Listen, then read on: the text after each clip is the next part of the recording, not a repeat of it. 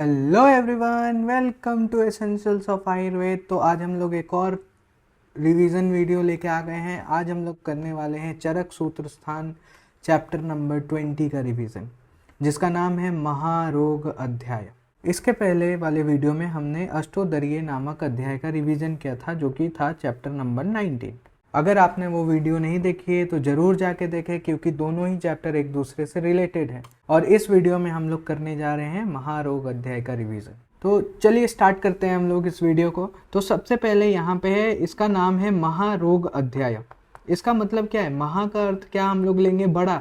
ऐसा कि ये बड़ा अध्याय इसलिए इसका नाम महारोग अध्याय रखा है? नहीं, इसका ये अर्थ नहीं लेना है, बल्कि ऐसा अर्थ लेना है कि महा यानी कि जो अत्यंत कठिन व्याधि होते हैं, अत्यंत कठिन व्याधि होते हैं, उनका वर्णन इस अध्याय में किया गया है। इसलिए इस अध्याय का नाम है महारोग अध्याय। तो चलिए स्टार्ट करते हैं हम लोग अपना आज का पहला श्लोक। तो पहले श्लोक में चरक जो है वो 4 प्रकार के रोगों के बारे में वर्णन करते हैं। आगंतुज, वातज, पित्तज, कफज, ये 4 प्रकार के रोग का चरक जो है वो सबसे पहले अध्याय में वर्णन करते हैं कि 4 प्रकार के रोग होते हैं। आगंतुज रोग, आगंतुज का मतलब हमने पिछले अध्याय में देखा था कि जिसमें बाहरी कारण के द्वारा शरीर में लक्षण उत्पन्न हो रहे हो, उसके बाद हमारे शरीर में दोष जो है वो विकृत हो रहे हो उसके थ्रू, तो वो उसको हम लोग आगंतुज कारण कहते हैं, तो आगंतुज रोग कहते हैं। नेक्स्ट है वातज रोग। वात के जो भी लक्षण के द्वारा, वात के प्रकोपक हेतुओं के द्वारा जो व्याधि उत्पन्न हो, रोग उत्पन्न हो, उसको वातज व्याधि बोलेंगे। पित्त के द्वारा पित्तज व्याधि और कफज व्याधि सेम। तो इन 4 रोगों में रोगत्व एक ही प्रकार का होता है। यहाँ पे कहने का मतलब है कि चारों को हम लोग एक रोग ही बोल रहे हैं ना। We are considering these 4 types of disease into रोग। मतलब ये चारों हैं, लेकिन अगर हम लोग अगर कॉमनली इनको बोला जाए, ग्रुप में बोला जाए, तो चारों एक प्रकार का रोग है। इसीलिए रोगत्व एक ग्रुप हम लोग डिनोट कर रहे हैं इसको, कि चारों एक प्रकार का रोग ही है। क्यों ऐसा बोला गया है? क्योंकि सभी रोगों में सामान्य रूप से पीड़ा होती है। मतलब रोग चाहे वातज हो, चाहे आगंतुज हो, चाहे पित्तज हो, चाहे कफज हो, इन चारों में हम लोग को समान तरह की पीड़ा देखने को मिलेगी। समान रूप से एक कॉमन पॉइंट क्या है कि चारों में हम लोग को दर्द होता है, चारों में पीड़ा होती है, शरीर में पीड़ा होती है, मन में पीड़ा होती है। इसीलिए ये सभी जो है वो इनका रोगत्व है, एक ही प्रकार का है, समान प्रकार का रोगत्व बताया गया है। रोग की प्रकृति फिर भी 2 प्रकार की होती है। यहाँ पे चरक कहते हैं कि इन रोगों की जो प्रकृति है वो फिर भी 2 प्रकार की है, एक आगंतुज और एक निज। जैसा कि हमने देखा आगंतुज और निज। निज का मतलब कि जो भी हेतु हैं उनके सेवन से वातादि दोष जो है वो दूषित होते हैं, उसके बाद शरीर में व्याधि उत्पन्न होती है। लेकिन आगंतुज में क्या था? पहले लक्षण उत्पन्न होते हैं, बाद में दोष की विकृति होती है और फिर व्याधि उत्पन्न होती है। अच्छा, यहाँ पे इनके 2 स्थान बताए गए हैं। रोगों के अधिष्ठान कितने हैं? 2। एक तो मन है और एक शरीर है। तो रोगों के टोटल 2 अधिष्ठान बताए गए हैं। नेक्स्ट है कि प्रकृति, अधिष्ठान और लिंग, आयतन आदि के विकल्प से अनंत भेदों के कारण रोगों की जो संख्या है वो अनंत बताई गई है। चरक कहते हैं, यहाँ पे बहुत ही इंपॉर्टेंट बात इन्होंने कहा कि प्रकृति के भेद से, अधिष्ठान के भेद से, लिंग के भेद से, आयतन के भेद से। तो प्रकृति का मतलब होता है स्वभाव, कि कैसा स्वभाव का पुरुष है, वातज है, पित्तज है, कफज प्रकृति का है, किस स्वभाव का है। सेकंड है अधिष्ठान, दोषों के स्थान कौन कौन से हैं। जैसे हमने यहाँ पे 2 डिस्कस किए, एक मन होता है, एक शरीर होता है। फिर लिंग यानी कि जो लक्षण है, रोगी में लक्षण किस प्रकार के दिखाई दे रहे हैं। और आयतन यानी कि दूषित आहार विहार आदि से, इन चारों भेद से जो चरक कहते हैं कि रोग की जो संख्या होती है वो अनलिमिटेड होती है, इनफाइनाइट होती है। मतलब हम लोग गिन नहीं सकते कि अगर इन चारों भेद से अगर हम लोग देखें तो। नेक्स्ट श्लोक में चरक जो है वो आगंतुज और निज रोगों के कारण बताते हैं। हालांकि ये हमने पहले भी देख लिया है, लेकिन वापस से उसको रिवाइज करते हैं।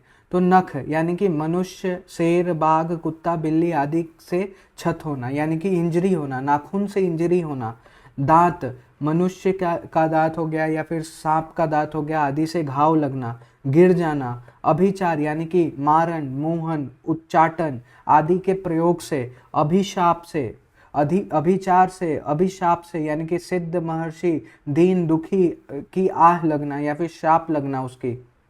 अभिसंग यानी कि प्रेत आदि का लग जाना, भूत प्रेत आदि का लग जाना। काम दोष का संसर्ग यानी कि कंप्लीट कांटेक्ट होना, कंप्लीट कांटेक्ट होना किसी भी अनिष्ट वस्तु के साथ या फिर अनिष्ट वस्तु के साथ जो कि हमारे लिए हानिकारक है उसके साथ सीधा संबंध होना। नेक्स्ट है अभिघात होना यानी कि चोट लगना। फिर व्यद्ध, किसी अस्त्र शस्त्र से, सुई से या फिर शीशा से चुभ जाना। बंधन, किसी चीज से बांधा जाना। फिर वेस्टर्न, जाल आदि से लिपट जाना या फिर उलझ जाना। पीड़न, दब जाना। रस्सी से बंध जाना। शस्त्र, छुरी आदि से कट जाना। वज्र यानी कि बिजली गिर जाना। भूत उपसर्ग, कृमि कीट आदि के उपद्रव से। इस प्रकार के और भी आगंतुक कारणों को उत्पन्न करते हैं। इस प्रकार के और भी आगंतुक रोगों को उत्पन्न करते हैं। तो चरक कहते हैं कि ये हमने जो सभी कारण देखे, जैसे मनुष्य या फिर जानवरों के नाखून लग जाना, फिर दांत लग जाना या फिर गिर जाना, अभिचार होना, अभिशाप होना, अभिसंग होना या फिर अभिघात होना, ये 4 तरह के है। या फिर व्यद्ध से, बंधन से, वज्र से, भूत उपसर्ग से, शस्त्र से, पीड़न से, इन सभी कॉजेज से, इन सभी कारणों से आगंतुक रोग जो हैं वो उत्पन्न होते हैं। वात, पित्त, कफ इन धातुओं की विषमता का हो जाना निज रोगों का कारण है। और निज रोगों का कारण क्या है? हमने तो ये सारे जो देखे वो आगंतुक रोगों का कारण है। निज रोगों का कारण क्या है? तो वात, पित्त, कफ इन धातुओं की विषमता हो जाना, किसी भी जैसे वातज प्रकोप, वात को प्रकोप करने वाले हेतु का सेवन करके वात प्रकोप हुआ। फिर पित्त का, वैसे ही कफ का, कफ प्रकोपक हेतु सेवन करने से कफ प्रकोप हुआ। तो इन धातुओं, इन दोषों की विषमता हो गई जिसके कारण निज रोग उत्पन्न हुआ। तो ये सभी जो है वो निज रोगों के कारण बताए गए हैं। नेक्स्ट श्लोक में चरक जो है आगंतुज और निज रोगों के प्रेरक होते हैं। ऐसा कहते हैं कि जो आगंतुज रोग होते हैं और निज रोग होते हैं उनके भी प्रेरक होते हैं, उनके सपोर्टिव फैक्टर्स होते हैं। कौन कौन से?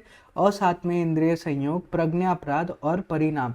इनको एक बार शॉर्ट में डिस्कस करते हैं। असात्मेय इंद्रिय संयोग क्या है कि जो पंच इंद्रियां हैं, हमारे 5 ज्ञान इंद्रियां हैं, उनके अगर हम लोग अति योग करेंगे, अयोग करेंगे या फिर मिथ्या योग का सेवन करेंगे, संयोग होगा, तो उसको हम लोग कहते हैं असात्मेय इंद्रिय संयोग। एक एग्जाम्पल लेते हैं हम लोग, एक एग्जाम्पल हम लोग नेत्र का लेते हैं या फिर अक्षी का लेते हैं। तो अगर हम लोग अपना आंख पूरी तरह से बंद कर ले, कुछ देखें ही ना, तो उसका हो गया अयोग हो गया।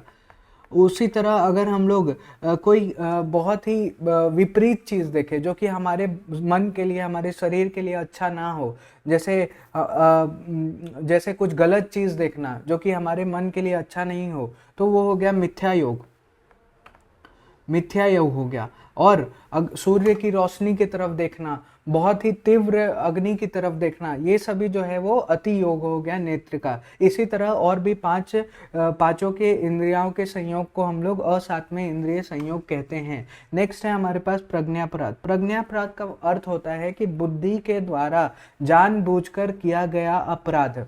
अब बेसिकली यहाँ पे क्या है, इसमें 3 चीजें आती है। एक शरीर के द्वारा किया गया अपराध, मन के द्वारा किया गया अपराध और वाणी के द्वारा किया गया अपराध। सेम अति योग, अयोग और मिथ्या योग, इनके भी ऐसे ही प्रज्ञापराध होता है। नेक्स्ट है हमारे पास परिणाम। परिणाम यानी कि काल, जो जैसे इसमें हम लोग ऋतु ले सकते हैं। जो हमारे पास 6 ऋतु हैं उनका अयोग, मिथ्या योग या फिर अति योग होना। फॉर एग्जाम्पल अगर लेते हैं हम लोग कि गर्मी के दिनों में गर्मी के जगह पर ठंडी पड़ना, ये जो है वो मिथ्या योग हो गया। गर्मी के दिनों में कम गर्मी पड़ना या फिर एकदम बिल्कुल ही ना पड़ना, तो ये हमारे पास अयोग हो गया। और गर्मी के दिनों में बहुत ज़्यादा गर्मी पड़ा यानी कि 50 डिग्री सेल्सियस चला गया, तो वो उसका अति योग हो गया।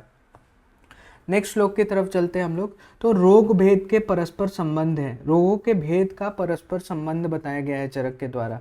तो जैसे कि जो आगंतुज, वातज, पित्तज और कफज है, ये 4 रोग हैं, जब अधिक परिणाम में बढ़ जाते हैं, जब बहुत ज़्यादा अपने मात्रा में बहुत ज़्यादा बढ़ जाते हैं, तो परस्पर एक दूसरे से मिल जाते हैं। चरक कहते हैं कि अगर ये चारों रोग जो है वो बहुत ज़्यादा अपने क्वांटिटी में बढ़ गए, इनका जो इंटेंसिटी बहुत ज़्यादा बढ़ जाता है, तो चारों एक दूसरे से मिल जाते हैं, फिर भी जो चिकित्सा काल में अपने अपने लक्षणों से स्पष्ट होने के कारण किसी प्रकार का संदेह या भ्रम उत्पन्न नहीं करते।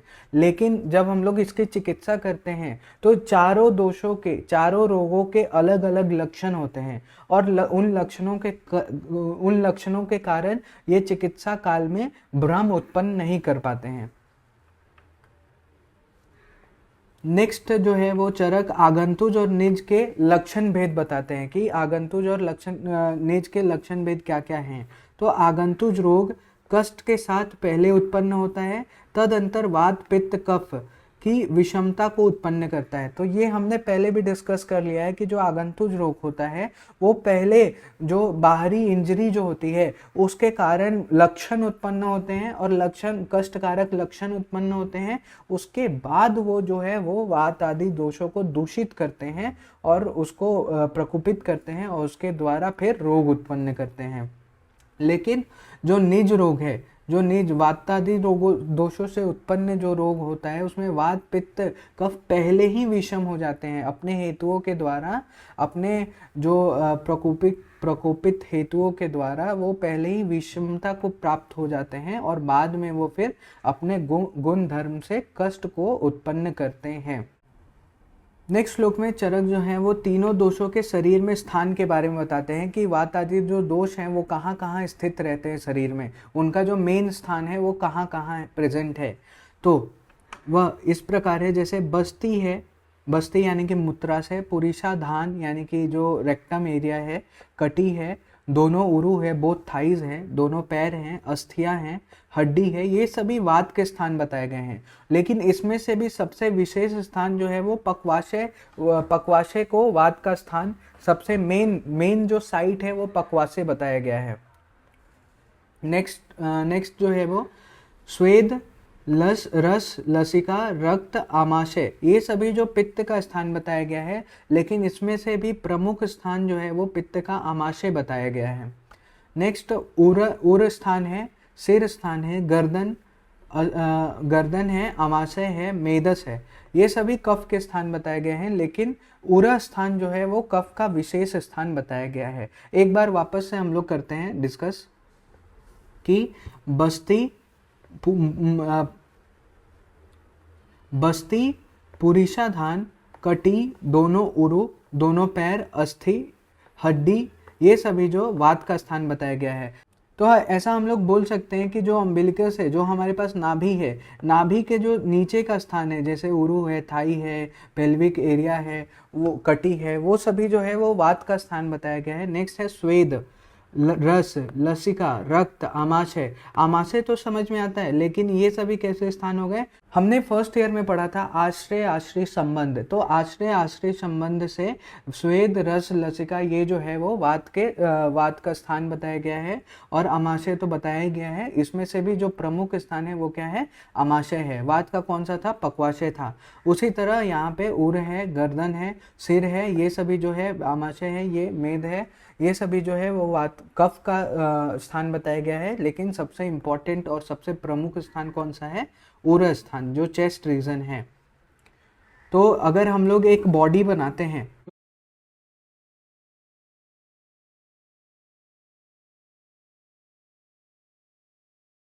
तो ये हमारे पास बॉडी हुआ, तो हम लोग ऐसा कह सकते हैं, ये हमारे पास हाथ हो गया, ऐसा हम लोग कह सकते हैं कि जो ये वाला उर स्थान है, नेवल जो नाभि के ऊपर का स्थान है वो कफ का स्थान है। जो ये नाभि वाला जो एरिया है वो पित्त का स्थान बोला गया है। और प्रमुख स्थान, और ये नाभि के नीचे का वो वात का स्थान हम लोग कह सकते हैं in common general terms. Next श्लोक हम लोग देखते हैं। तो सर्व शरीर चरास्तु वात पित्त श्लेष्मनः। तो अगेन चरक जो कहते हैं कि हमारे शरीर में, पूरे शरीर में विचरण करने वाले कितने हैं, कौन कौन कितने दोष हैं, 3, वात पित्त और श्लेष्मी यानी कि कफ है। अब कुपित अकुपित शुभ अशुभानि कुर्वन्ति, यानी कि ये बोल रहे हैं कि पूरे शरीर में वो विचरण करके कुपित और अकुपित कार्य, शुभ और अशुभ कार्य दोनों ही कार्य करते हैं। तो प्रकृति भूतः शुभ उपचय बल वर्ण प्रसादिनी ही, यानी कि जब वो प्राकृत रूप में होते हैं तो वो शुभ कार्य करते हैं। कौन कौन से, जैसे उपचय, शरीर का उपचय करना, बल प्रदान करना, वर्ण, शरीर के वर्ण को निखारना, प्रसादन करना, तो पूरे रस आदि धातुओं का प्रसादन करना, ये सभी जो है वो शुभ कर्म है तीनों दोषों का। नेक्स्ट लाइन में क्या बोलते हैं कि अशुभानि पुनः विकृति आपनाह विकार संज्ञकानि, यानी कि जब वो लोग, जब जो तीनों दोष हैं वो विकृत अवस्था में रहते हैं तो नाना प्रकार के विकारों को उत्पन्न करते हैं। एक बार यहाँ पे हम लोग देख लेते हैं कि चरक जो है वो विभिन्न स्थितियों के बारे में का वर्णन करते हैं कि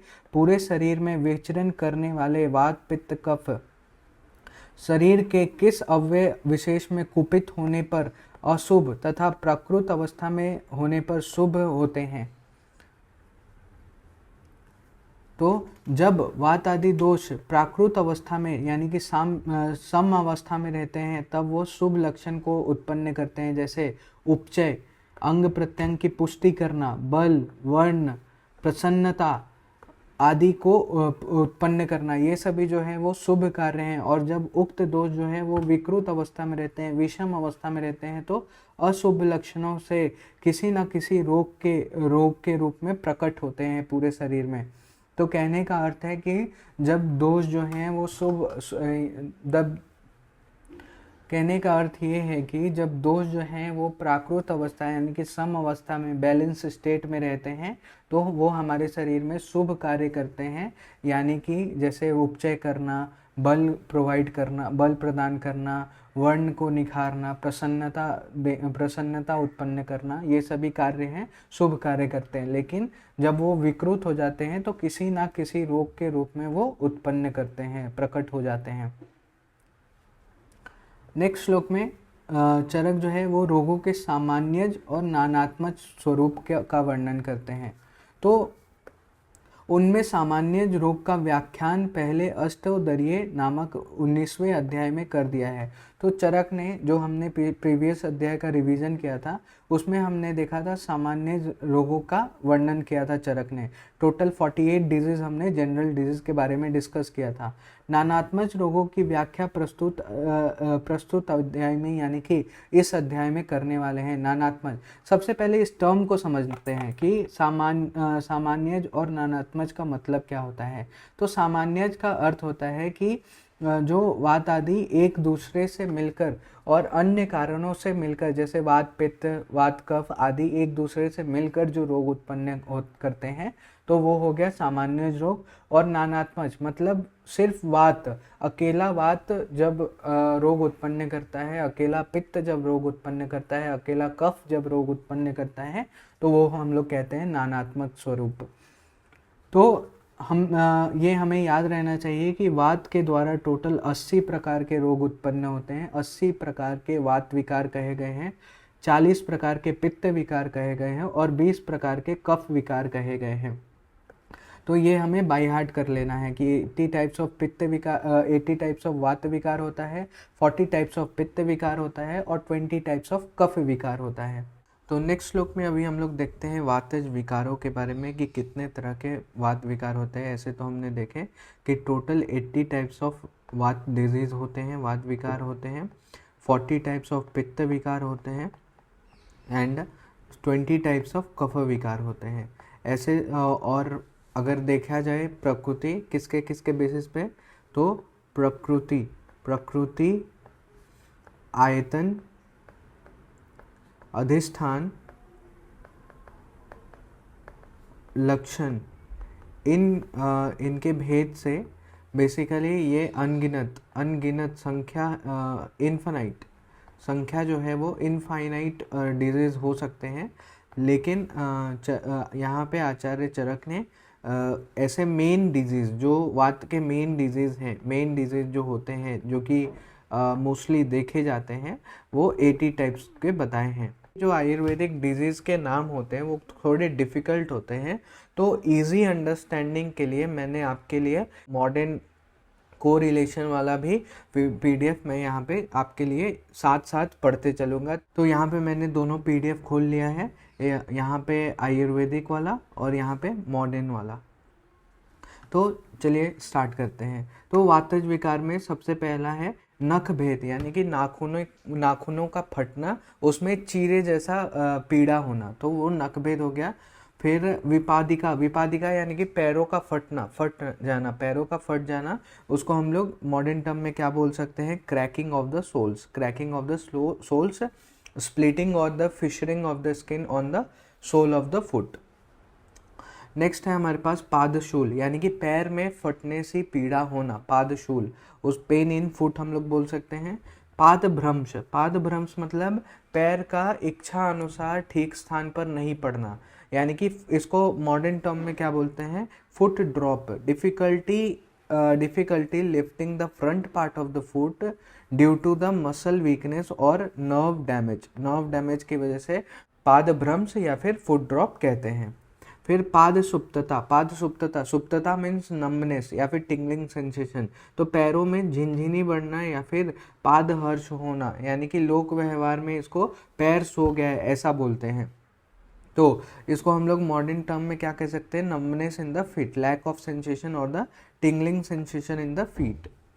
नेक्स्ट इज वात खुड्डता मतलब एड़ी, एंकल और पैर और जांघ के संधियों में होने वाली वेदना को हम लोग वात खुड्डता बोलते हैं। इसी को सुश्रुत ने क्या बोला है, वात खुड्डता को वात कंटक बोला है। तो वी कैन सिंपली से in modern term pain in ankle joint, discomfort in the ankle joint. Next is Gulf ग्रह इज एड़ी पर ऐठन का जकड़न होना, गांठ का जकड़न होना, तो एड़ी जो है वो एंकल में वहाँ पे जकड़न होना, स्टिफनेस, तो वी कैन सिंपली से स्टिफनेस इन एंकल्स, यानी कि रिड्यूस फ्लेक्सिबिलिटी और mobility in the ankle joint, that is Gulf ग्रह। नेक्स्ट इज पिंडिकोद्वेष्टन यानी कि पैर की जो पिंडलियां हैं, पैर का जो काफ मसल है उसमें ऐठन जैसा होना, इसी को हम लोग खिल्ली भी कहते हैं। तो simply it is cramp in the काफ जो है, काफ मसल है हमारे पास, वहाँ पे क्रैम्प्स होना, सडन पेनफुल मसल का कॉन्ट्रैक्शन होना, उसको हम लोग पिंडिकोद्वेष्टन कहते हैं। ग्रुध्रसी इज कमर से लेकर, ग्रुध्रसी इज कमर से लेकर ऊपर नीचे पैर की ओर बढ़ने वाला जो वात रोग होता है उसको ग्रुध्रसी या फिर श्याटिका, इसको मॉडर्न टर्म में हम लोग क्या बोलते हैं, श्याटिका। नेक्स्ट है जानुभेद इज पैरों में फटने से पीड़ा होना, that is the tearing pen in the knees, जानु मीन्स नी और उसमें टीयरिंग पेन होना, दैट इज भेद। नेक्स्ट है जानु विश्लेषण, यानी कि जानु संधियों में शिथिलता उत्पन्न होना, लैक्सेसिटी होना, वहाँ पे डिसलोकेशन हो जाना नी जॉइंट का डिसलोकेशन, एबनॉर्मल डिस्प्लेसमेंट हो जाना, उसको हम लोग जानु विश्लेषण बोल रहे हैं। फिर उरु स्तंभ, उरु मीन्स थाई, स्तंभ मीन्स जकड़ जाना, तो stiffness in the thigh region के जो मूवमेंट है उसमें रिडक्शन होना या फिर फ्लेक्सिबिलिटी और मोबिलिटी का रिड्यूस होना, उसको हम लोग उरु स्तंभ बोल रहे हैं। फिर उरु साध, जानु संधियों में ढीलापन, उसको हम लोग उरु साध बोल रहे हैं, that is the loss of the movement of the thigh के मूवमेंट में लॉस हो रहा है तो उसको हम लोग उरु साध बोलते हैं। पांगुल्य यानी कि एक पैर तथा दोनों पैर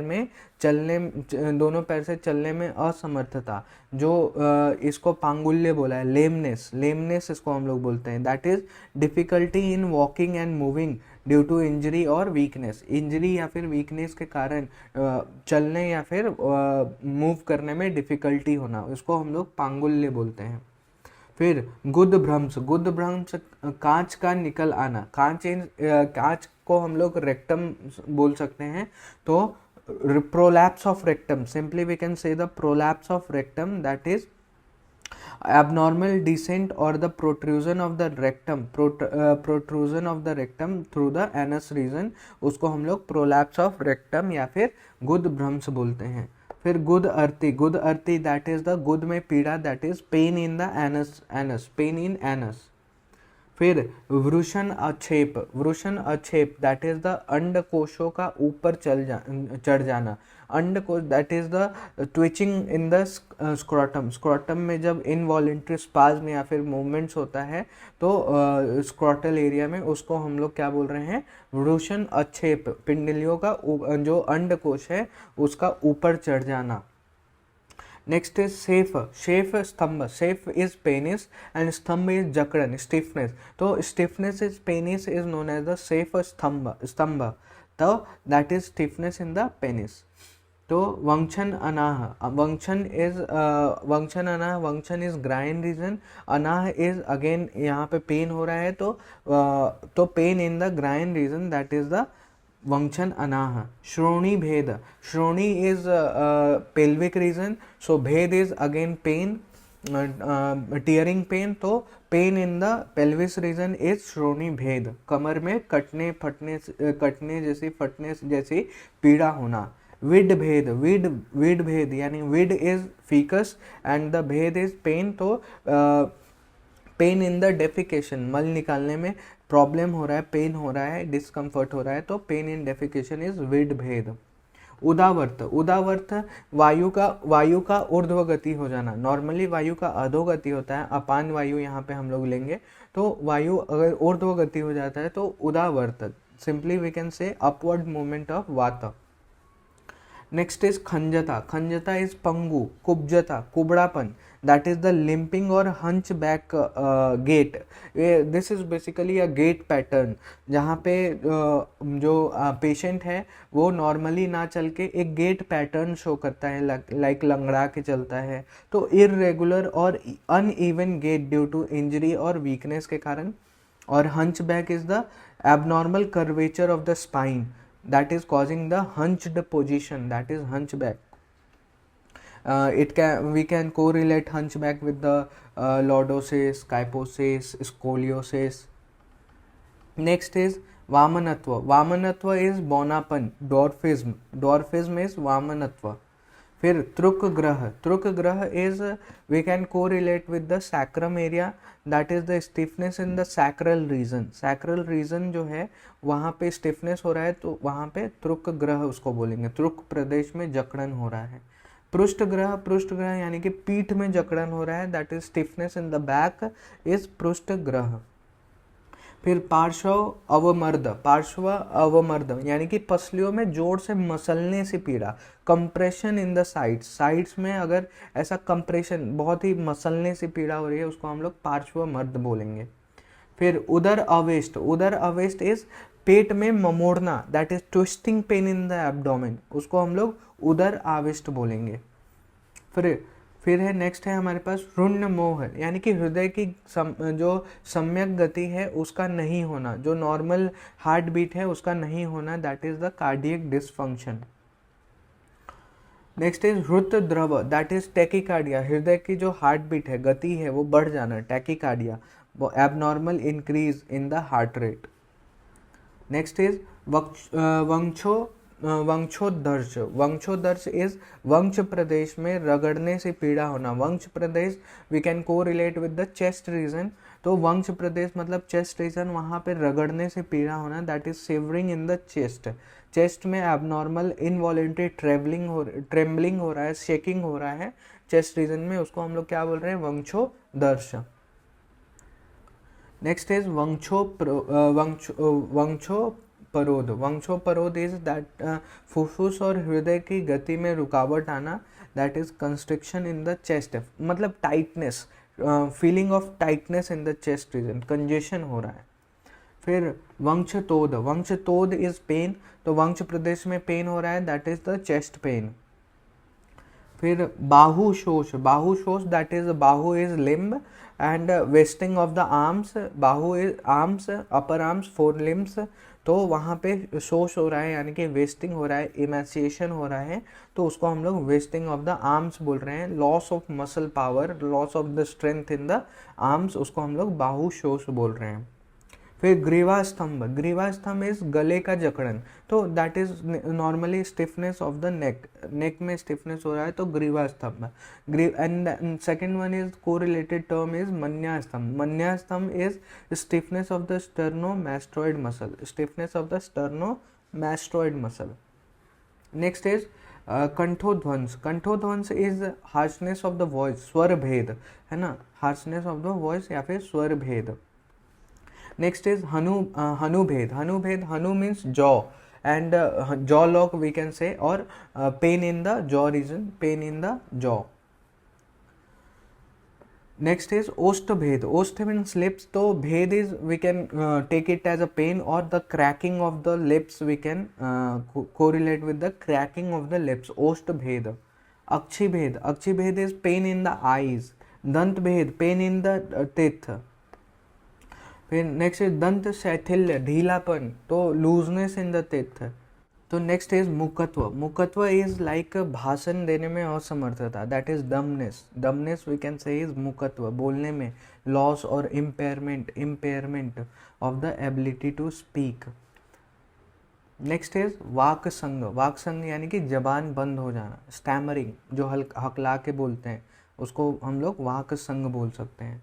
फिर कषाय आश्यता यानी कि मुख में कशैलापन, एस्ट्रिंजेंट टेस्ट जो होता है माउथ में, उसको हम लोग कषाय आश्यता बोलेंगे। फिर मुख शोच, मुख शोच ड्राइनेस ऑफ द माउथ। अरसज्ञता, loss of the taste of sensation in the mouth. फिर घ्राण, घ्राणनाथ, घ्राणनाथ इज गंध का ज्ञान नहीं होना। Anosmia, we can say it anosmia, loss of smelling sensation. Next is कर्णशूल, कर्णशूल इज ईयर एक, कान में पेन होना, डिस्कम्फर्ट होना, उसको हम लोग ईयर एक या फिर कर्णशूल बोलेंगे। अशब्द श्रवण यानी कि शब्द के न होने पर भी सुनाई देना, दैट इज द अशब्द श्रवण। डिजीनेस इन द ईयर्स, मतलब ऐसा लग रहा है कि कुछ आवाज़ नहीं है फिर भी सुनाई दे रहा है, तो उसको वी ऑल्सो से दैट टिनाइटिस, कि कुछ आवाज़ नहीं है फिर भी ऐसा रिंगिंग साउंड हमारे कान में सुनाई दे रहा है, तो tinnitus, we can say it टिनाइटिस।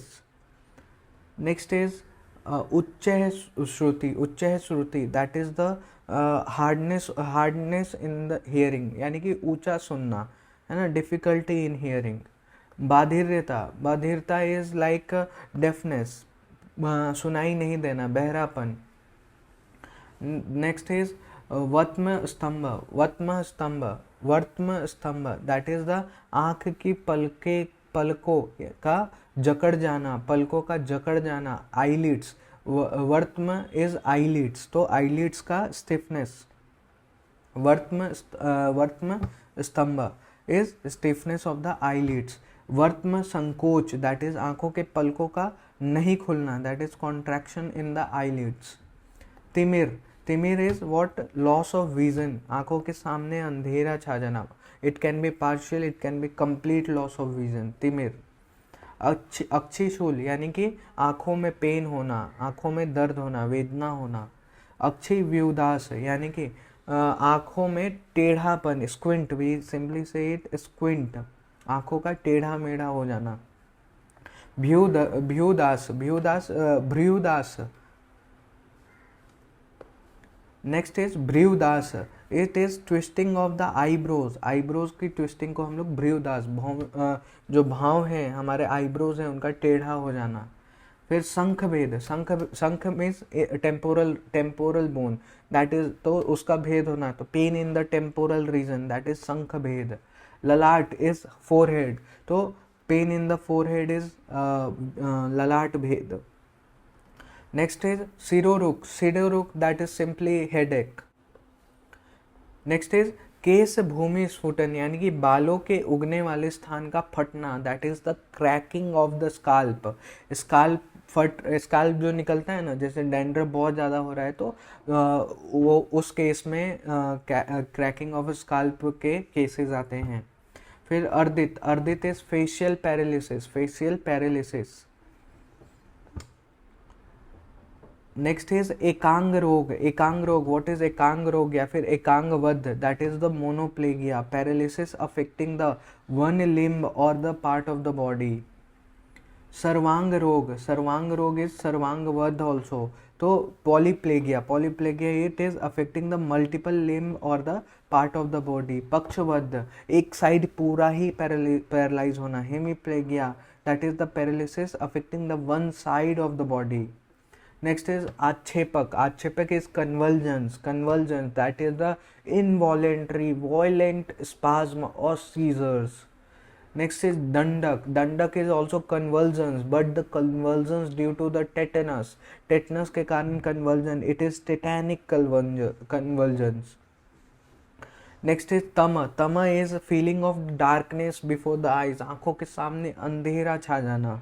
भ्रम, what is भ्रम, भ्रम is giddiness, sensation of the light-headedness or the dizziness.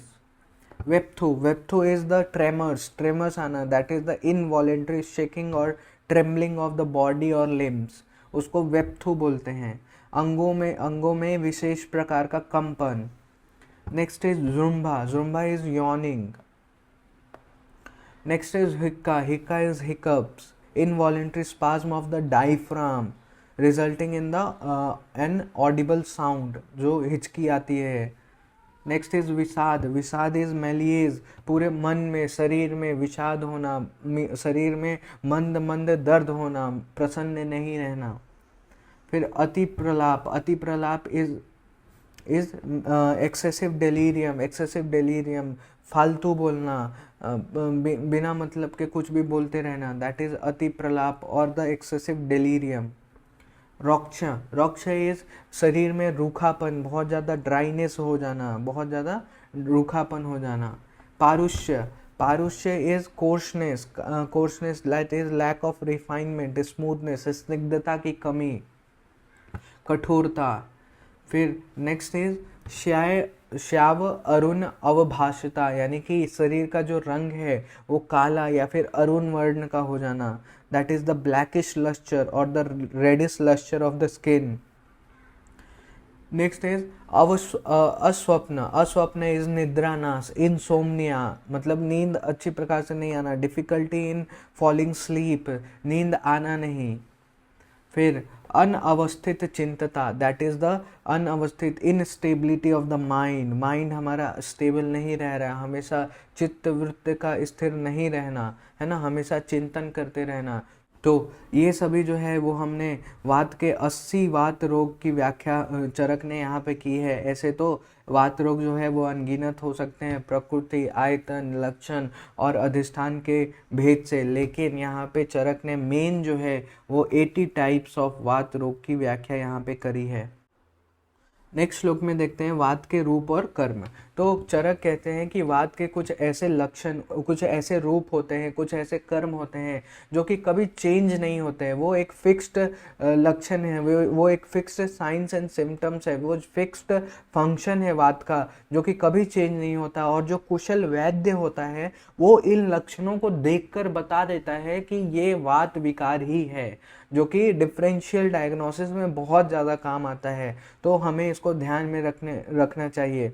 तो पहले कुछ देखते हैं कि कौन कौन से ये वात के न बदलने वाले रूप और कर्म हैं। तो रुक्षता, शीतता, हल्कापन, लाइटनेस, विषादता, बहुत ज़्यादा रूखापन, गति का स्थिर नहीं रहना, एक जगह, जैसे फॉर एग्जांपल पेन है, वेदना एक जगह नहीं हो रहा है, वेदना ट्रैवल कर रहा है पूरे बॉडी में, तो जहाँ जहाँ ट्रैवल कर रहा है वात वहाँ वेदना हो रही है। अमूर्तत्व इस वात का कोई एक पर्टिकुलर शेप नहीं है, वात को हम लोग नहीं बोल सकते कि ये गोल है या फिर ये रेक्टेंगुलर है, वो बहुत ही छोटा है, सूक्ष्म से भी सूक्ष्म है वो वात है, उसका कोई शेप नहीं है और अनअवस्थित वात है। ये सभी जो है वो नहीं बदलने वाले रूप है। आगे चलेंगे और कुछ ऐसे लक्षण वात के होते हैं जिसको देखकर कुशल वैद्य जो है वो बता देते हैं कि ये वात विकारी हैं। ये कौन कौन से लक्षण हैं आइए देखते हैं।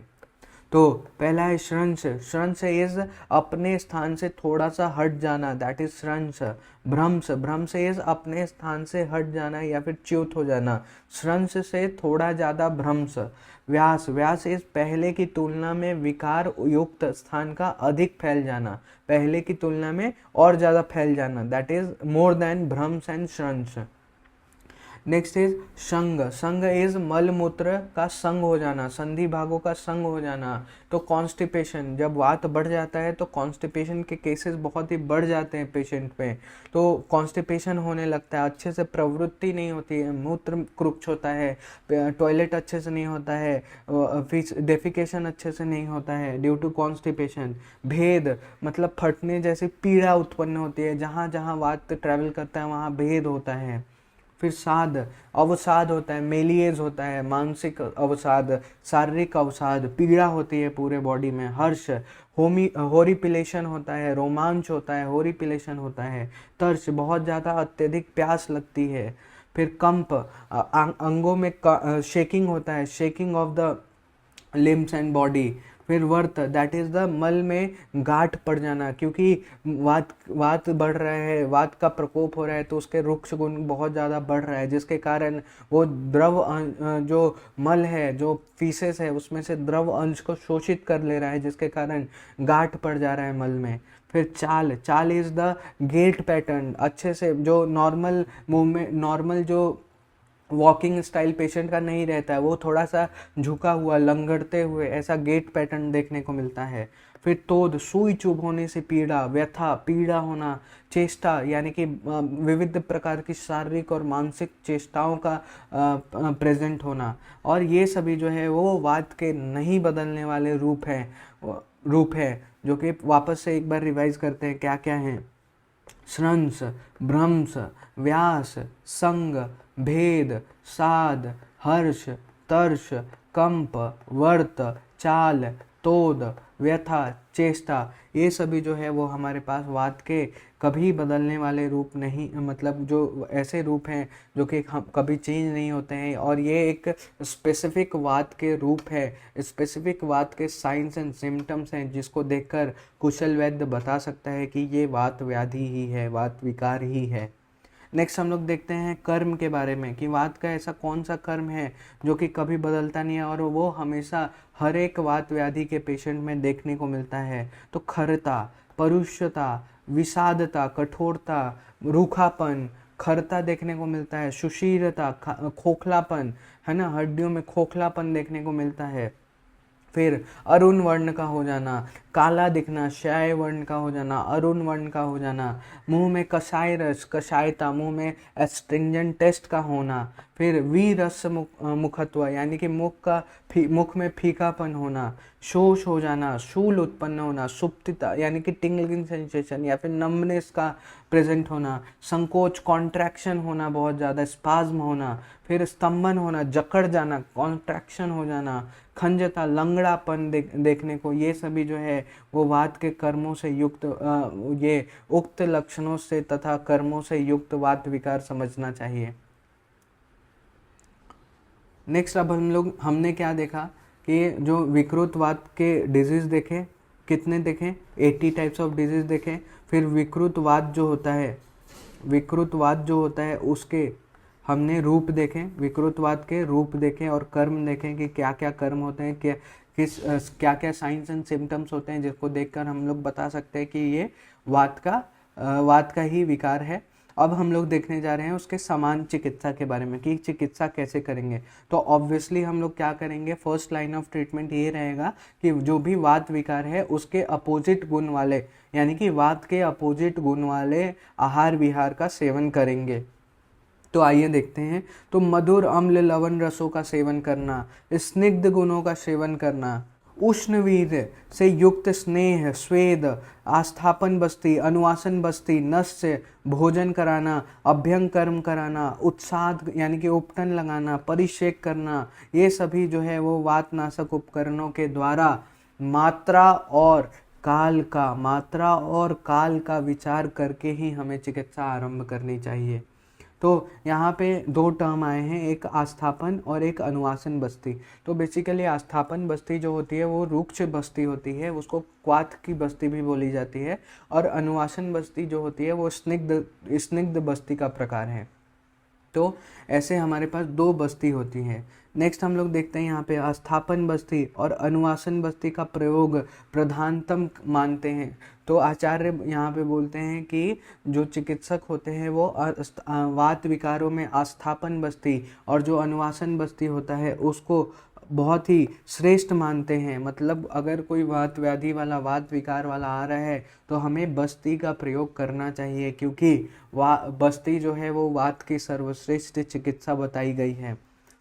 उक्त बस्तियों का जो प्रयोग है प्रारंभ से ही पक्वाशय के भीतर प्रवेश करके केवल विकार को उत्पन्न करने वाले वात दोष की जड़ से को काट देता है। यहाँ पे आचार्य बोल रहे हैं कि जो पक्वाशय है, जो पक्वाशय स्थान है, जो कि वात का प्रमुख स्थान है, अगर वहाँ से हम लोग विकृत वात को हटा देंगे, वहाँ से निकाल देंगे, तो वहाँ से निकाल देंगे किसके थ्रू? बस्ती के थ्रू। तो बाकी जो शरीर के मध्यम में जो वात दोष फैले हुए हैं वो अपने आप ही शांत हो जाएंगे। तो पक्वाशय अस्त वात दोष को जीत लेने पर जो शरीर के मध्य में स्थित सभी वात विकार अपने आप ही शांत हो जाते हैं। यहाँ पे आचार्य जो है वो एक उपमा देते हैं कि जिस प्रकार वृक्ष के जड़ को काट देने से निश्चित ही उसकी डाली, शाखा, अंकुर, फूल, फल, पत्ते ये सभी सूख जाते हैं और उनका नाश हो जाता है, उसी प्रकार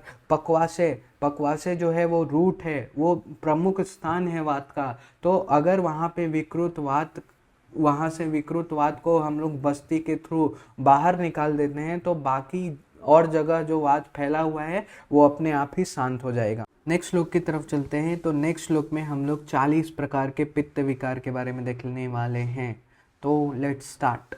तो यहाँ पे हमने अपना मॉडर्न टर्म्स वाला भी PDF खोल के रख लिया है। तो फर्स्ट इज ओश। ओश इज सर्वांगीण दाह, यानी कि पूरे शरीर में बर्निंग सेंसेशन होना, heating, we can call it heating, excessive heating sensation in the body. Second is प्लोश। प्लोश इज प्रादेशिक दाह। प्रादेशिक दाह इज क्रॉचिंग, यानी कि एक किसी स्पेसिफिक एरिया में, प्रादेशिक एक किसी भी स्पेसिफिक एरिया में दाह उत्पन्न होना, इज प्लोश। दाह दैट इज सामान्य दाह, बर्निंग सेंसेशन, नथिंग एल्स। फिर दवथु। दवथु इज नेत्र आदि कोई ऑर्गन है वहाँ पे दाह उत्पन्न होना, उसको हम लोग दवथु, यानी कि किसी भी एक पर्टिकुलर ऑर्गन में दाह उत्पन्न हो रहा है, दवथु। धूमक। धूमक इज फ्यूमिंग। धूमक इज फ्यूमिंग, मतलब गला आदि से धुआं निकलता हुआ ऐसा अनुभव होता है कि मेरे गले से धुआं निकल रहा है, तो दैट इज धूमक। अम्लक। अम्लक इज खट्टी ढकार का आना, दैट इज हाइपर एसिडिटी। विदाह। विदाह इज हाथ पैर में जलन होना, तो उसको हम लोग विदाह बोलेंगे। Burning sensation in hands and feet. अंतरदाह। अंतरदाह is what? Internal burning, burning inside the stomach और oesophagus, burning inside, internal burning we can say. फिर अंशदाह। अंश मीन्स स्कैपुला, तो burning in the scapular region is अंशदाह। फिर उष्मा आधिक्य, यानी कि शरीर के जो शरीर का अधिक गर्मी का अनुभव होना, मतलब जो नॉर्मल बॉडी टेम्परेचर है उससे ज़्यादा टेम्परेचर बढ़ जाएगा, तो दैट इज अधिक गर्मी का अनुभव होता है, तो we can call it pyrexia, that is the feverish condition. Next is अतिस्वेद। अतिस्वेद मतलब बहुत ज़्यादा एक्सेसिव स्वेटिंग होना, over perspiration, we can call it over perspiration. अंगगंध is foul smell in the body. फिर अंग अवदरण, यानी कि अंग विशेष में फटने जैसी पीड़ा होना, tearing of the body parts. Next is शोणित क्लेद, यानी कि रक्त का पतला होना, रक्त में मॉइस्चर कंटेंट बढ़ जाना, abnormal level of the moisture content in the body, excessive moisture content in the blood, it is शोणित क्लेद। माउंस क्लेद, that is the moisture content का मांस में, मसल्स में मॉइस्चर कंटेंट बढ़ जाना, it is moisturing of the muscle, it is माउंस क्लेद। त्वक दाह is burning of the skin. फिर त्वक अवदरण, तो त्वचा का फटना इज त्वक अवदरण। चर्म दलन, चर्म का फटना, चमड़ी का फटना, इट इज चर्म दलन। नेक्स्ट इज रक्त कोट, यानी कि लाल वर्ण के जो चकते निकलते हैं उसको हम लोग रक्त कोट, अर्टिकेरियल हर्पीज कह सकते हैं। फिर रक्त मंडल, यानी कि शरीर के पूरे शरीर में लाल लाल चकतों का उत्पन्न होना, रक्त मंडल। फिर हरि तत्व, हरि तत्व या क्या है, नाखून, नेत्र, मुख में हरापन आ जाना, दैट इज हरि तत्व। नेक्स्ट इज हारिद्रत्व, हारिद्रत्व इज जो हमारे पास नख है, नेत्र है, मुख है, इन सभी में पीलापन, येलोइश डिस्कलरेशन, इक्ट्रस का जो साइन दिखता है वो हारिद्रत्व, हारिद्रत्व। फिर नीलिका, नीलिका इज द साइनोसिस, यानी कि शरीर अवयव में नीला पड़ जाना, साइनोसिस वी कैन से। फिर कक्षा, कक्षा is it is also type of रोग विशेष, कक्षा। फिर कामला, जॉन्डिस। फिर तिक्त आश्यता, मुख में तीखापन होना, तिक्त आश्यता। फिर लोह गंध आश्यता, मतलब मुख से रक्त जैसा स्मेल आना, मतलब गंध आना। फिर पुति मुखता, यानी कि मुंह में से सड़ा हुआ स्मेल आना। फिर तृष्णा अधिक, बहुत ज़्यादा अधिक प्यास लगना। नेक्स्ट इज अतृप्ति, यानी कि भोजन करने से या फिर जलपान करने से तृप्ति नहीं होना, सेटिस्फैक्शन नहीं मिलना, अतृप्ति।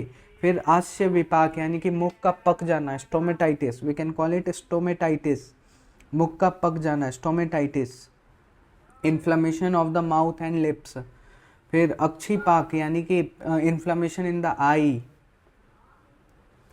फिर गलपाक, inflammation in the throat, inflammation in the throat. फिर गुदपाक, गुदपाक इन्फ्लेमेशन इन द एनस। फिर मेड्रपाक, इन्फ्लेमेशन इन द पेनिस। जीवन दान, जीवन दान यानी कि जो जीव रक्त है, जो प्योर ब्लड है, उसका निकलना, उसका डिस्चार्ज होना है, दैट इज द जीवन दान। तमह प्रवेश, तमह प्रवेश यानी कि फेंटिंग, मतलब आंखों के सामने अंधेरा छा जाना, अंधकार में प्रवेश होने जैसा अनुभव होना, तो तमह श्रेष्ठ, फेंटिंग। फिर नेत्र, मूत्र, मल का हरा या फिर पीला वर्ण हो जाना, नेत्र, मूत्र और मल का हरा या पीला वर्ण हो जाना, ग्रीनिश या फिर yellowish discoloration of eyes, urine और फीसेस। ये जो है वो हमारे पास 40 प्रकार के, यहाँ पे हमने 40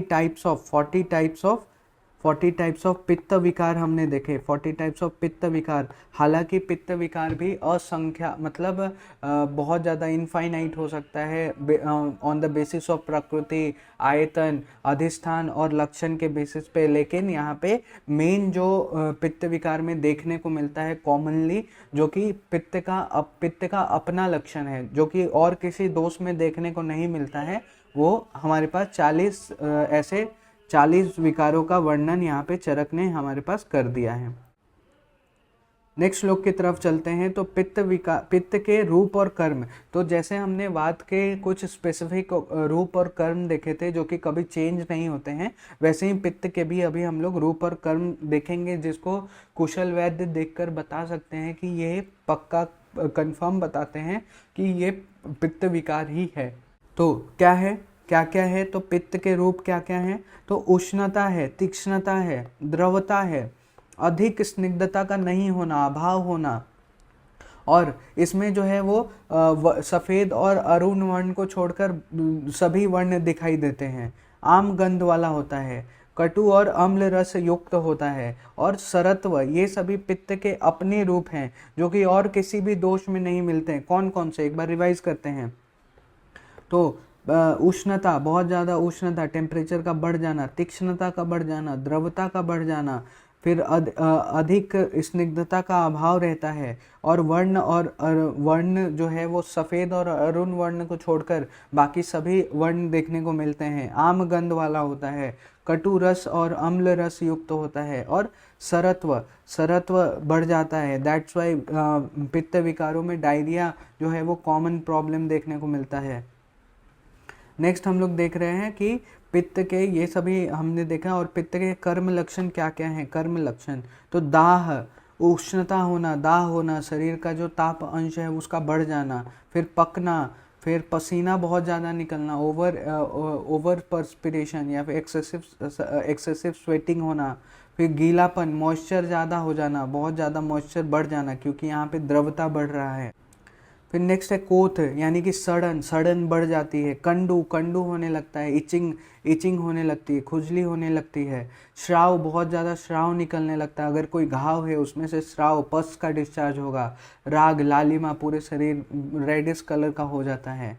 और उसके कुछ जो गंध, वर्ण और रस होते हैं वो अनुरूप होते हैं, यानी कि विकृत गंध की, विकृत रस की और विकृत रस की और विकृत वर्ण की उत्पत्ति होती है। ये सभी जो है वो पित्त के खुद के कर्म हैं, जो कि और किसी भी डिजीज में और किसी भी दोषों में देखने को नहीं मिलता है, जिससे जो कुशल वैद्य हैं वो पित्त विकारों को डायग्नोस करने में बहुत ईजी होता है। अब हम लोग नेक्स्ट देखते हैं, नेक्स्ट श्लोक में पित्त विकार की चिकित्सा क्या है, कि कैसे हम लोग पित्त विकार की चिकित्सा करेंगे। तो ऑब्वियसली जो फर्स्ट लाइन ऑफ ट्रीटमेंट हमारा होगा कि पित्त के गुणों के विपरीत गुणों का आहार विहार कराना पेशेंट को। तो मधुर तिक्त कषाय रस प्रधान पदार्थों का सेवन कराना। फिर शीत वीर्य पदार्थ का सेवन कराना, स्नेह का सेवन कराना, विरेचन देना, फिर लेप लगाना, परिषेक करना, अभ्यंग करना। इन सभी पित्तनाशक चिकित्सा के द्वारा मात्रा और काल को ध्यान में रखते हुए, मात्रा और काल का विचार करते हुए चिकित्सा करनी चाहिए, जिससे पित्त विकारों में शांति होती है। अब जैसे कि हमने देखा था कि वात में हम लोग बस्ती जो है वो सर्वश्रेष्ठ चिकित्सा बताई गई थी, तो उसी तरह जो विरेचन है वो पित्त की सर्वश्रेष्ठ चिकित्सा है, क्योंकि जो पित्त का जो हमारा प्रमुख स्थान है जो कि आमाशय है, पित्त का जो प्रमुख स्थान कौन सा है, आमाशय है। वहाँ से अगर हम लोग विकृत पित्त जो है वहाँ पे स्थित है, वहाँ से अगर हम लोग विरेचन के थ्रू बाहर निकाल देते हैं विकृत पित्त को, तो बाकी जो शरीर में पित्त फैला हुआ है वो अपने आप ही शांत हो जाएगा। जैसे यहाँ पे एक एग्जांपल देते हैं कि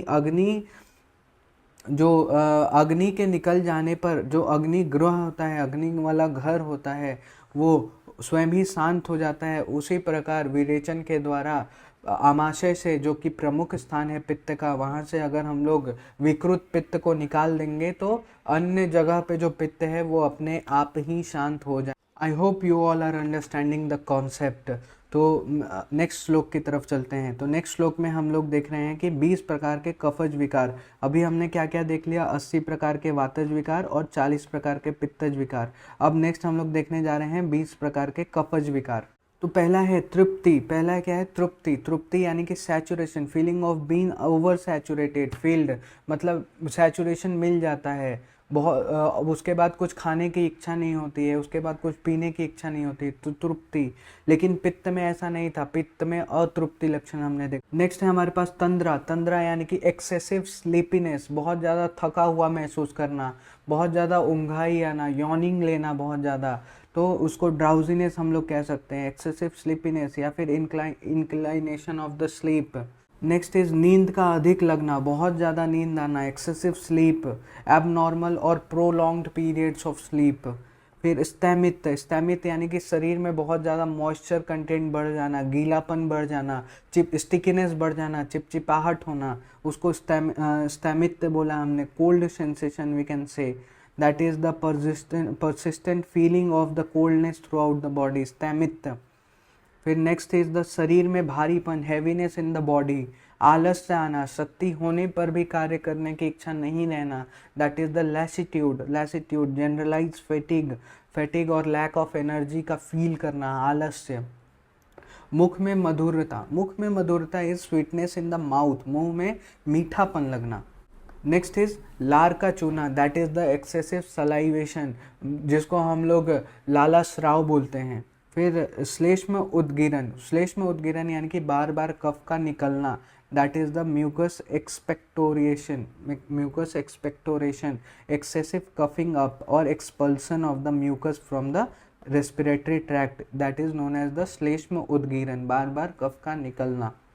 फिर मल में अधिकता, मल में अधिकता, that is the excess in the waste product, बहुत ज़्यादा शरीर से मल का निकलना, समस्त पूरे मलों का, जैसे फॉर एग्जांपल हो गया फीसेस हो गया, मूत्र हो गया, यूरिन हो गया या फिर स्वेट हो गया, ये सभी जो है वो उनकी क्वांटिटी बढ़ जाती है। बलास यानी कि बल का क्षय हो जाना।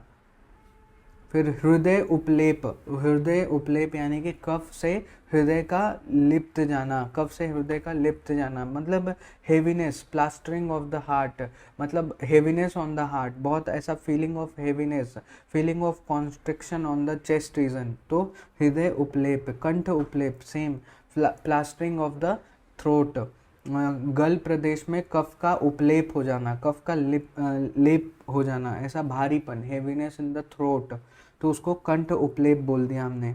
नेक्स्ट इज धमनी प्रतिचय। धमनी प्रतिचय यानी कि जो वेसल्स हैं वहाँ पे एक्यूमुलेशन के कारण, कोलेस्ट्रॉल के एक्यूमुलेशन के कारण या फिर कैल्शियम सॉल्ट्स के एक्यूमुलेशन के कारण वहाँ पे हेवीनेस हो जाना, तो उसको ब्लॉकेज हो जाना, उसको हम लोग धमनी प्रतिचय बोल रहे हैं।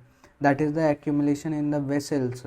फिर गलगंड इज व्हाट, गलगंड इज गोइटर को हम लोग घेंघा नामक रोग जिसको गोइटर बोलते हैं वो है। फिर अधिक मोटापन यानी कि ओबेसिटी। फिर अग्नि का मंद पड़ जाना, दैट इज इनडाइजेशन, अग्नि का मंद पड़ जाना। फिर उदर्द रोग विशेष यानी कि इसको विसर्प भी बोल सकते हैं, एरिसिपिलिस जिसको हम लोग विसर्प बोलते हैं। शरीर में सफ़ेदी, whitening discolouration of the body, whiteness discolouration of the body, white lustre हो जाना, तो वो कफ के कारण होता है, कफ विकार के कारण। फिर नेत्र, मल मूत्र आदि में सफ़ेद हो जाना, तो इसमें भी whiteness in the urine, whiteness in the eyes, whiteness in the faeces, ये सभी जो है वो कफ विकारों में हमें 20 प्रकार के ये कफ विकार देखने को मिलते हैं। एक बार इसको रिवाइज करते हैं हम लोग क्या क्या है। तो तृप्ति हो जाना, सेटिस्फैक्शन, तंद्रा बहुत ज़्यादा, एक्सेसिव स्लीपीनेस होना, नींद बहुत ज़्यादा आना, एक्सेसिव स्लीप। फिर स्टैमित, कोल्ड सेंसेशन होना या फिर गीलापन, ऐसा लगता है कि किसी ने गीला चादर हमारे शरीर पर रख दिया है, शरीर में चिपचिपाहट ऐसा महसूस होता है। शरीर का भारीपन, हेवीनेस इन द बॉडी, आलस्य होना। फिर स्वीटनेस होता है मुंह में, लार चूता है, बहुत ज़्यादा एक्सेसिव सलाइवेशन होता है, श्लेष्म उद्गीरण, बहुत ज़्यादा कफ बाहर निकलता है। मल की अधिकता, सभी प्रकार के मलों का वृद्धि हो जाती है, बल का क्षय होने लगता है। हृदय उपलेप, हृदय के ऊपर हेवीनेस, चेस्ट पे हेवीनेस फील होता है। फिर कंठ उपलेप, थ्रोट रीजन में भी हेवीनेस फील होता है। धमनी प्रतिचय यानी कि ब्लॉकेज होता है वेसल्स में। फिर गलगंड, गोइटर होने के ज़्यादा चांसेस हैं। ओबेसिटी होता है। फिर अग्नि मंद पड़ जाता है, इनडाइजेशन। और उदर्द रोग, विसर्प जैसे स्किन डिजीज भी डेवलप होते हैं। फिर शरीर में सफ़ेदी, वाइटिस डिस्कलरेशन होता है बॉडी में, या फिर नेत्र में, मल में, मूत्र में, इन सभी में वाइट लस्चर, वाइटनेस दिखने को मिलता है कफ व्याधि में। तो ये हमने 20 प्रकार के कफ व्याधि भी देख लिए, कफ के विकार भी देख लिए 20 प्रकार के, जो कि सिर्फ और सिर्फ कफ विकार में ही देखने को मिलते हैं। ये इनके स्पेसिफिक साइंस एंड सिम्टम्स और या फिर डिजीज़ कह ले, ये हमें देखने को मिलते हैं। अब नेक्स्ट चलते हैं हम लोग कफ के जो स्पेसिफिक रूप होते हैं, जो स्पेसिफिक कर्म होते हैं, उसके बारे में देखते हैं। तो कफ के स्पेसिफिक रूप और स्पेसिफिक कर्म क्या है, जिसके थ्रू जो कुशल चिकित्सक है वो बता पाता है, वो डायग्नोस कर पाता है कि ये कफ जनित व्याधि या फिर कफ जनित विकार है।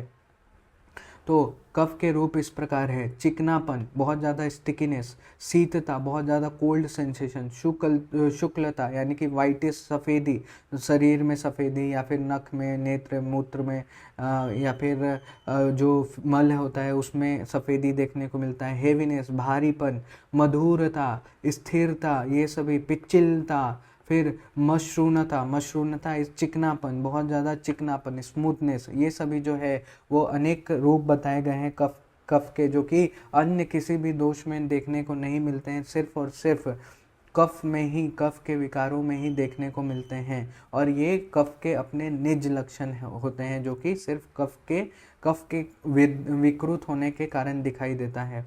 नेक्स्ट कफ के लक्षण के बारे में देखते हैं कि कौन कौन से लक्षण दिखाई देते हैं। ये हमने रूप के बारे में देखा।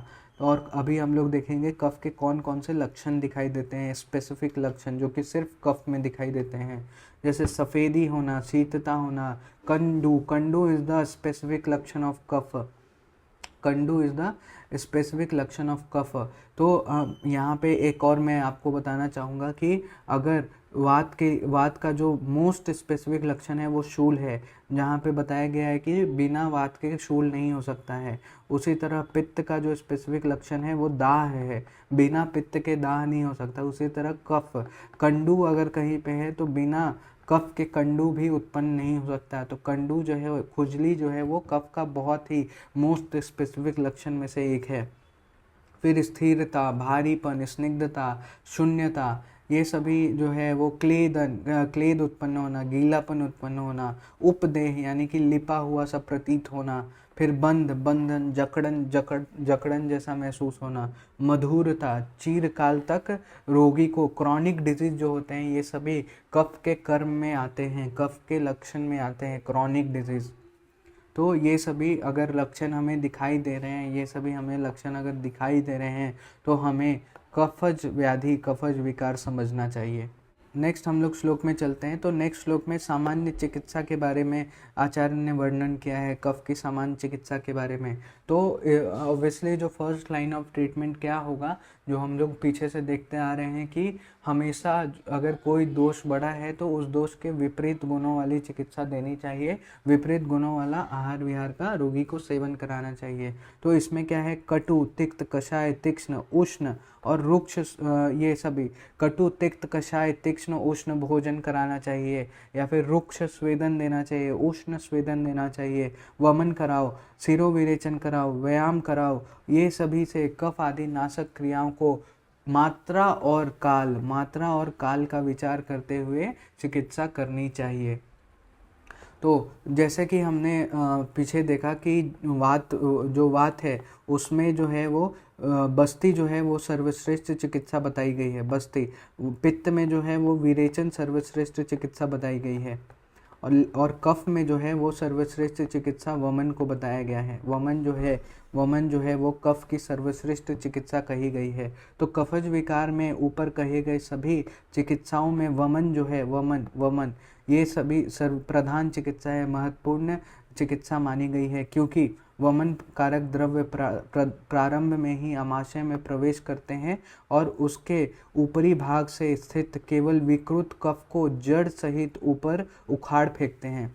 कहने का अर्थ ये है कि जो कफ का जो स्थान है उरा भाग, वहाँ जो प्रमुख स्थान है उरा भाग, वहाँ जो अगर विकृत कफ इकट्ठा हुआ है तो वहाँ से वमन कर्म के द्वारा वहाँ से हम लोग डायरेक्टली जो विकृत कफ है उसको जड़ से ही वहाँ से बाहर निकाल देते हैं शरीर से, और जो बाकी शरीर में फैला हुआ जो विकृत कफ है वो अपने आप ही शांत हो जाता है।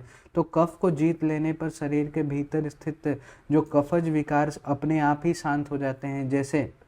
जैसे जलपूर्ण खेत में बाधा यानी कि मेड़ के टूट जाने पर शाली, जौ, साठी आदि धान्य जल के अभाव से या सूख जाते हैं, उसी प्रकार कफ के वमन द्वारा निकाल जाने पर सभी कफज जो विकार हैं वो नष्ट हो जाते हैं। तो यहाँ पे यही बताया जा रहा है कि जो खेत होते हैं वहाँ पे बांध आदि टूट जाने पर जो भी शाली चावल होते हैं, जो भी धान्य वगैरह होते हैं, जल के अभाव में वहाँ से सूख जाते हैं, और जिसके कारण उसी तरह जो कफ है वो वमन के द्वारा, विकृत कफ को वमन के द्वारा निकाल लिया जाता है। तो बाकी जगहों का जो कफ है, कफ एक क्या है, क्लेद है, तो वो वहाँ पे अपने आप ही शांत हो जाता है, सूख जाता है।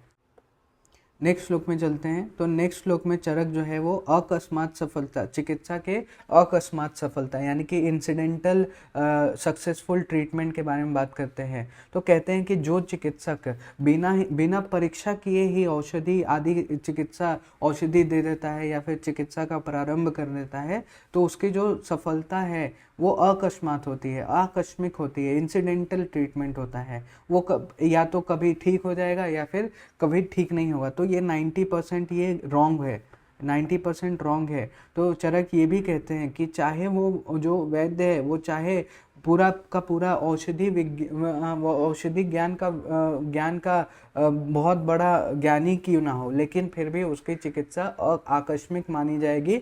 मतलब 90% केसेस में वो फेल हो जाएगा, कोई 10% ही वो इंसिडेंटली सक्सेसफुल रहेगा। और ऐसे चिकित्सक को वो निंदनीय मानते हैं, निसंदेह सफल चिकित्सक। तो और नेक्स्ट में वो जो निसंदेह सफल चिकित्सक के बारे में बात करते हैं कि जो चिकित्सक सभी प्रकार के रोगों की विशेषताओं को जानता हो, सभी प्रकार के औषधि प्रयोग में चतुर हो, जो देश काल औषध मात्रा आदि का जानकार हो, उससे कराई गई चिकित्सा निसंदेह ही सफलता प्राप्त होती है उसमें। और इसी को सुश्रुत ने उभय यज्ञ चिकित्सक कहा है। उभय यज्ञ चिकित्सक कहा है। उभय यज्ञ चिकित्सक कहा है। तो यहाँ पे कहने का मतलब ये है कि जो चिकित्सक सभी प्रकार के रोगों के विशेषताओं, सभी प्रकार के रोगों का डिफरेंशियल डायग्नोसिस के बारे में अच्छे से जानता हो, सभी औषधि के प्रकार प्रयोग के बारे में जानता हो, देश आदि काल को परीक्षा करके ही वो चिकित्सा को प्रारंभ करता है, तो ऐसे चिकित्सक कभी फेल नहीं होते अपने ट्रीटमेंट में, अपने डायग्नोसिस में। और इसे को सुश्रुत जो है वो उभय यज्ञ चिकित्सक कहते हैं। तो यहाँ पे हमने ये चैप्टर का रिवीजन खत्म कर लिया। Thank you, hope you are liking these videos, revision checklist videos. Please comment करिए ताकि मैं और इम्प्रूव कर पाऊँ। अगर आपको जो भी अच्छा लगे, जो भी अच्छा लग रहा है, तब भी कमेंट करिए। कुछ कमी लग रही है वीडियो में या फिर वीडियो खराब भी लग रही है, तब भी कमेंट करिए। I will try to improve myself. Thank you so much.